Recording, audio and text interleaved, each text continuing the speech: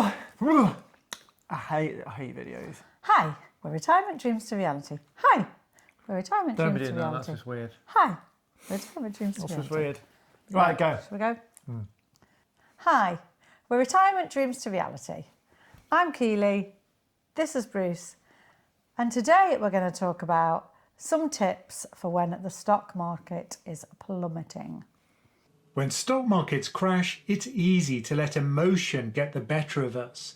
I think it's fair to say that this has been quite a ride in the stock market over the past week. Things are looking rough out there. As someone 25 years covering tech, I mean, I believe this is the scariest time that I've seen the markets, but specifically for U.S. tech.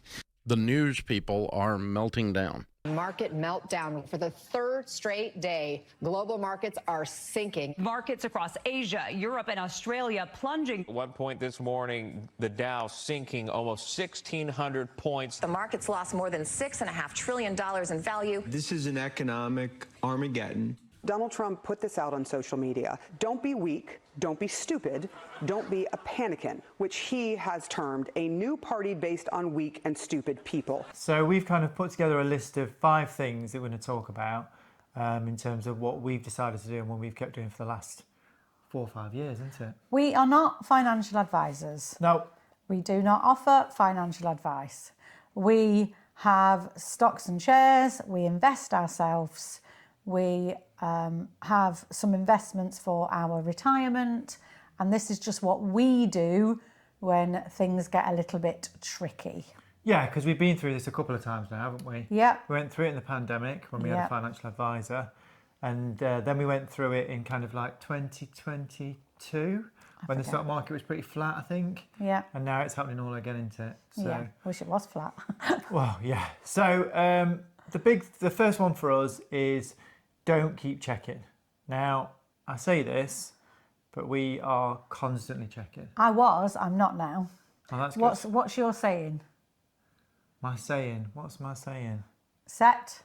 Oh, set and forget. Set and forget. Yeah. So set up your portfolio, set up your direct debit, set up anything you can for your investments to happen, and then forget about them. Which we do, but I still can't help. And you say that, but you checked the other day. Yeah, when it was going up all the time, about 4 or 5 months ago, I was checking every day. So I wanted that good news. So I was checking all the time then. I have to admit, in the past month or so, I don't even check once a week.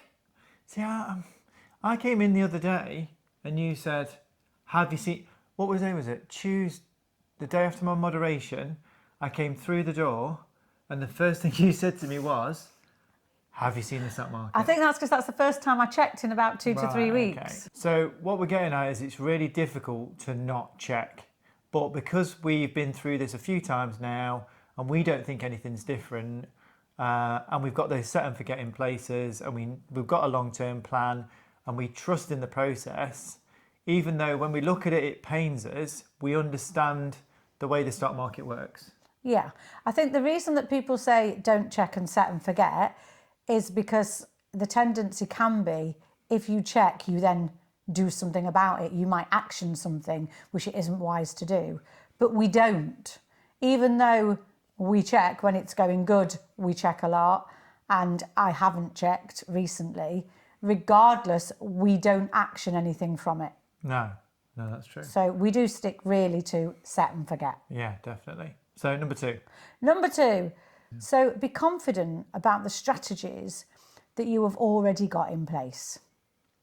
So if you have already got some fail-safe strategies in place, then you are less likely to react to these downturns in the market. And by that I mean things like, do you have a diversified portfolio? So rather than just relying on one thing, have you got a diversified portfolio? Do you have different income streams planned for your retirement? So rather than just relying on your portfolio, your stocks and shares, do you have other income streams that will be less impacted by the market? And the third thing is, have you got a bucket strategy in place?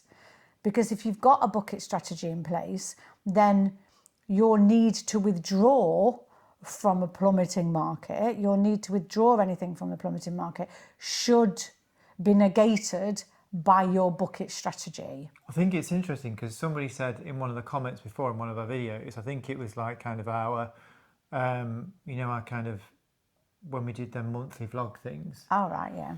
Somebody said closer. one step closer. Somebody said, I'm worried that Bruce has kind of hung up on the stock market a little bit, and he's hoping for quite large returns for them when they retire.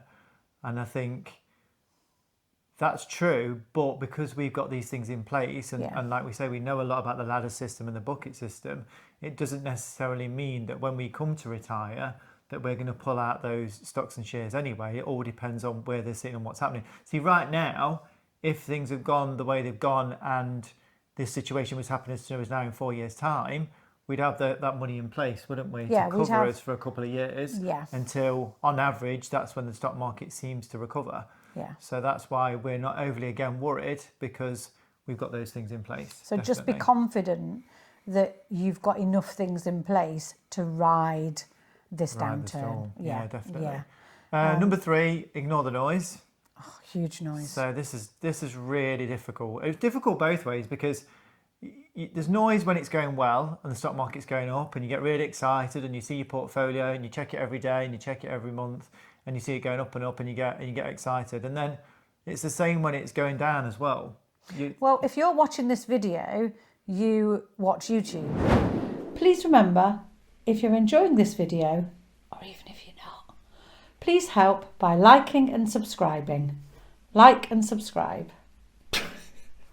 I need to say. And the amount of clickbait, just when we came up with the idea to do this video, we saw stock market crash is really happening. This is just the beginning. What to do now? Warren Buffett is selling all his shares. Yeah. So these are the type of titles that you will see. But it's not just YouTube. No, it's not. It shows you how big it is because it's the not just BBC. It's YouTube. BBC, like kind of trusted. Well, I say trusted. It tend to be trusted media outlets are also massively over this tariff thing with Trump, aren't they? Yeah. So it's all over the place. Newspapers. It's quite a big one this time, isn't it? Whereas I think stock market drops in the past haven't been as well publicised as they have been with the tariffs. Yeah, it's definitely making the news. Yeah. But what none of these things talk about is the past. Sort of the past and, you know, historically what's probably going to happen, which we'll go on to in a minute in point 4, really. But don't get scared by the noise. I mean, the thing is, it's like, I know somebody that basically said to me at work and looked even when it originally dropped, and it's dropped a lot more since then, so they'd have been better off just putting their money in cash and getting an interest, and they've been better off. But what they're not looking at is that I think the stock market, even today, is still up about 8% in a year. Now, if they'd have put that money in a high interest account, I mean, I think the best paying high interest account was about 5% potentially. So I don't think people realise that. They looked at the 30-40% increase that they've made over the last, say, 3-4 months, but then they don't think about if they would have had it in cash. If you've got to look back over the entire year, the stock market is still beating cash, isn't it? Yeah. So, yeah, ignore the noise, ignore everything else, and just stick with it, isn't it? Yeah. So number 4 is be knowledgeable about market recovery times. So this, we've sort of touched on this a little bit. So this is part of the reason why we don't panic, because the market is going to recover. Historically, the market often recovers in 6 months. The market always seems to recover within 18 months to 2 years. 1 to 2 years, yeah. So back to the bucket strategy. If you've got a bucket strategy in place, you don't need that money in 1 to 2 years. When if you're doing all of the other things, then, and you know historically about market recovery, you should feel secure in it's okay, because a drop is only a drop if you need to withdraw. Yeah, it's only, yeah. And then if you do need to withdraw, then you've got the bucket system in place to back you up just in case. So therefore, it shouldn't really be, if you've done your planning correctly and you've gone through it and thought about it, then yeah, you should be in an okay position. It's not a nice position to be in when the stock market's dropping so much and you're taking money, but this is what you plan for, isn't it? Yeah, I mean, we don't feel amazing about the fact that we've literally lost tens of thousands of pounds. Yeah. But we haven't lost it because we're not withdrawing it. And we still have the same number of shares. It's just that our shares are now worth less. Yeah. But when we come to hopefully in 4 years' time or 5 years' time or 6 years' time when we need to pull out of those shares, they've recovered and we'll be able to take from them. Or if not, then we'll use the money bucket strategy to back us up until we can. So if you're not sure about market recovery time, do some research. There's plenty of graphs out there that will show you from 1950 to now how the market has gone. Yeah.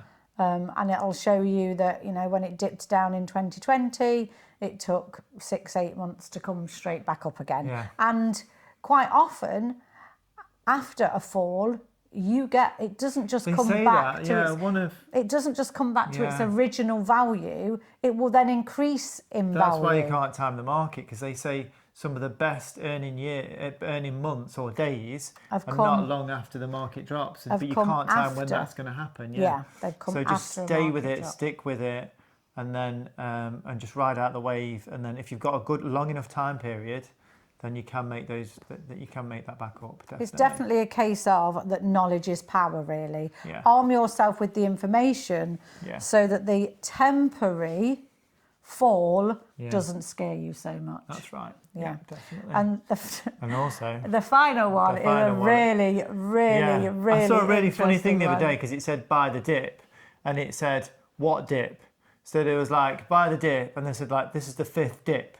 So like, what dip do I buy from? But now is a really good opportunity to buy more. So our number 5 tip is if you dare, buy more. There's a Warren Buffett saying something like, be fearful when people are, I can't think of the phrase, I'm not doing it justice, but like, I'll put it on the screen, but there's something about be aggressive when people are being fearful, and then be cautious when people are being overzealous. I bought my first Royal Caribbean share when it was $85. Yeah.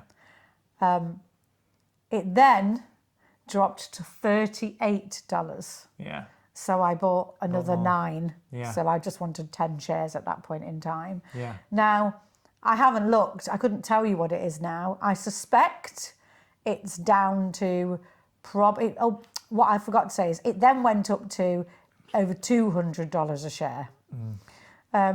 It's probably now around the 80 to 100. I'm not even sure. But now would probably be a good time to buy some more Royal Caribbean shares.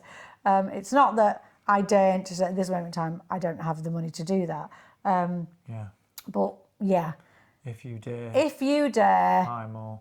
Buy some more. Definitely. Whatever you do, don't. This is great for the younger generation as well. Like I say, if you've got 20, 30 years, now's because they reckon that the American market's overvalued anyway. So now's a great time. It might have been. I'm not sure it is overvalued now. It's still up. So a great time to buy now and then hold out for that long term. But I listened to a podcast recently. I know we're nearly finished now, but I listened to a podcast recently, and he said this is part of the process. Like, you buy a ticket. This is the whole point of being involved in the stock market. You have to take the lows to get the highs. You can't just expect to go into the stock market and every day to be a win and it make 10% every year. You have to take the lows, you have to take the highs with the lows and the lows with the highs. So it's just price of admission, isn't it? Yeah. If you can't stick it, then there's no point in being in it. I'm not sure we've experienced such quick lows as this past few weeks, but as I've said, it's not going to change anything. Our strategies are all still the same. Our knowledge of recovery is the same. We are in it for the long term. We are riding this wave. So we just thought we'd put this video out to kind of, I don't know, that hopefully we're kind of against the noise, like we've said before, and tell people just to stick with it and... So much noise. Try not to sell. Try not to sell. If you don't need to. If you've done all your other things, you shouldn't need to. Yeah, definitely. So, that's Retirement Dreams for Reality. Thank you for watching.